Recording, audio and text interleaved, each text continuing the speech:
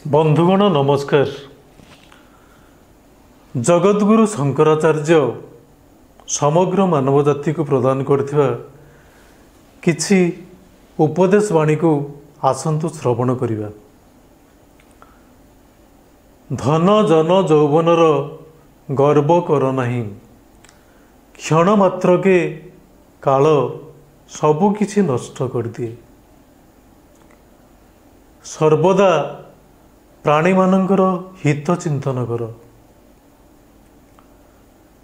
यथार्थ मुक्तिर कारण हेउछि ज्ञान।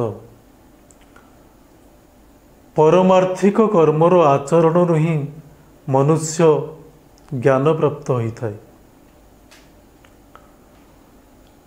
सबुठारु उत्तम तीर्थ होछि मन, जो मन विशेष रूप से शुद्ध,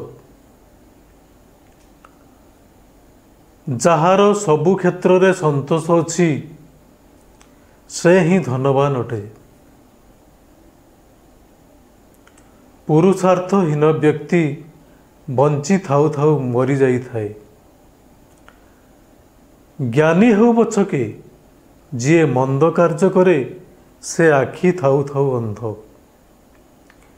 ए संसारर कार्यावली ही स्वप्न। जार बासना अच्छी सी अंध ठारू बड़ी अंध अटे। उपयुक्त समय रे जी भल कथा कहे नहीं, से मूक सहित समान अटे। जार धर्माधर्म विचार नहीं, सी अधम पशु अटे। जो जीवन दोष विवर्जित, ताहा ही प्रकृत जीवन। संसारर सबुठारु अज्ञा होउछि नारीर मन कथा। पुरुष पक्षरे स्त्री एवं स्त्री पक्षरे पुरुष दुनियार सबुठारु लोभनीय पदार्थ। सज्जन संगति प्रकृत रे वास्तव सुख प्रदान करथाय। आमको पाप कार्य करिबारे जे बाधा दिए, सी ही प्रकृत बंधु। सत्पुरुष मानकर जीवनी चंद्र किरण प्राय आह्लाददायक अटे। अजाचित भावरे जहा दिया जाए, ताहा ही दान। जी सत्य को माने एवं जहार धैर्य अच्छी, से संसार को जिणे।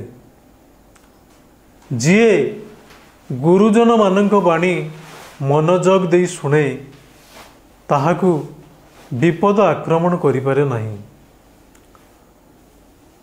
जो गोष्ठी रे वयस्क एवं अभिज्ञ व्यक्ति न थांती, सही गोष्ठी को त्याग करिवा उचित। आजिर उपस्थापना आपण मानकु केमिति लागिला, दयाकरी कमेंट माध्यम रे जणाइबे। रखुची मु आपणकर अमर ब्रह्मदेव।